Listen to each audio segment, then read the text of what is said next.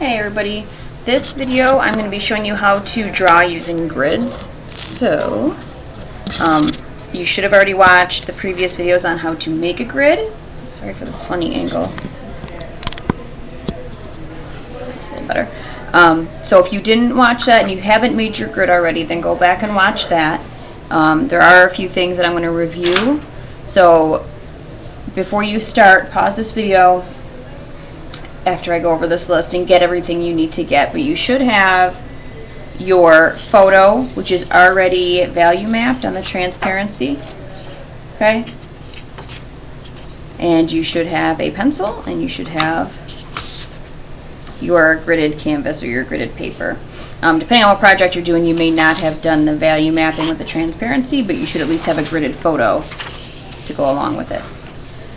So first thing you need to do is you need to make sure that you have a system for organizing all these boxes. So we are going to label them like Battleship if you have not done that yet. So that's just using a number and letter system. So first letter of the alphabet is A. First number is 1. Okay? And then you're just working your way across here. So B, C, D, E. You all know your alphabet.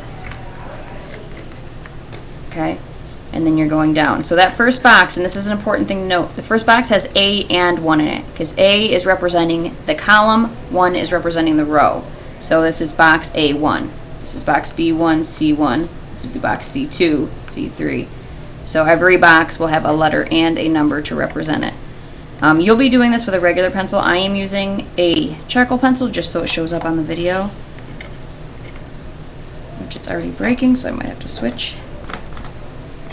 Okay, and then you need to make sure that you also label your gridded photo in the same way. Okay, and this is a good way to make sure you made your grid correctly, because you should end up with the same set of letters and numbers at the end. So you should end on 12 and 12, and then going across you should both be ending, well, for the sake, that's an I, but it got scribbled. So the same letter should be going across. Okay? That way you know you have the same amount of boxes. So I'll slide this over. I'm going to try and let you see both. So what you do when you're drawing with the grid is you are using these boxes to help you determine where things fall, if they curve, where they end up, things like that. So you can start really wherever makes sense to you. So I usually recommend sort of kind of starting at the bottom and working your way around, but if you have a spot that you can kind of easily see and start to figure out, then you start there. Start with what's easy for you. So for me, like right now, this top corner of his head, this seems like an easy place for me to start. So this is box, going by my system, G2. Okay, second row down, the column G.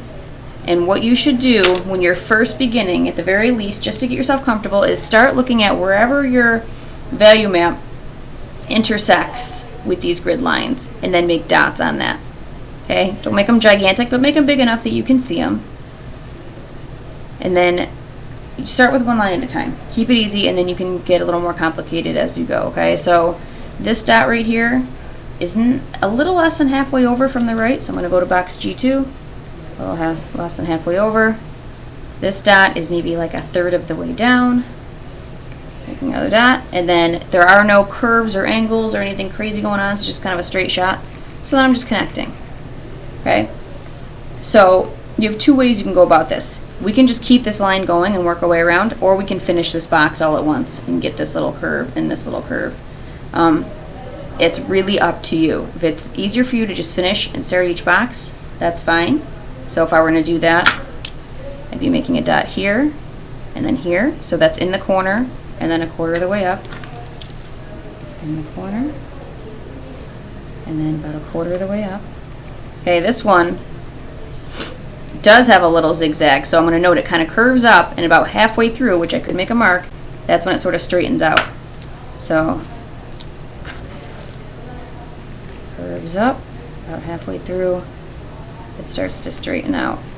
Okay, so I'm just comparing one curve with the other curve. And the other thing we have there is this little dip coming off the corners. So again, I know the dots seem like a really slow way to go, but it does keep you right on track. So that's right off the bottom corner, that's right over the top corner, and it just zips out about that far. Okay? So it is a semi-slow process, but if you do the dots, you know you're doing it correctly. So now I'm just moving over. This dot is already made for box H2, so now I'm just making that dot. Again, that's a little less than halfway over.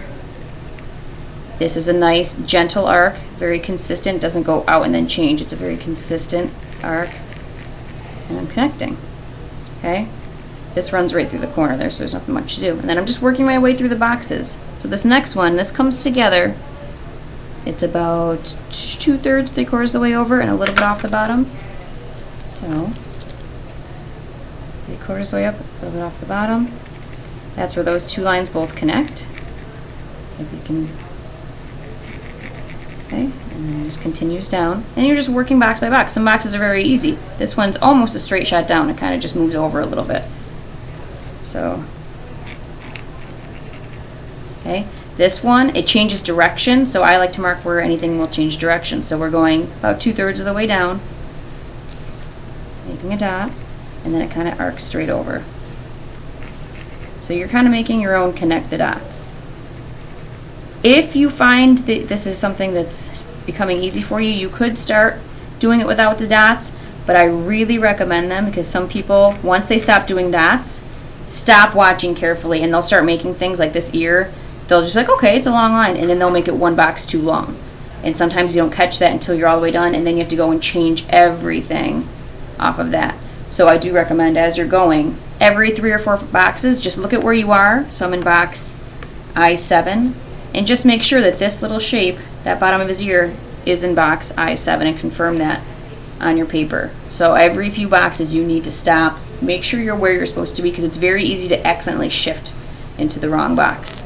But you just continue this process, and if one area is confusing, so like once you get into the eyes and stuff, there's a lot of little details going on. So that's why I recommend going around the outer edge first. Do the big, easier shapes first, because once you block them in, then it's easier to see where this shape is because you can measure off of how close it is to those bigger things. So work your way down to the tiny details. Don't start with something tricky in like the eye, because that also needs to be the most precise. So you should practice on these areas first to make sure you're getting your skills developed before you try anything that's too tricky. Okay, so like I said, you can just do one long line and finish off one line first, or you can complete each box entirely. So like this F has this going through it. Okay.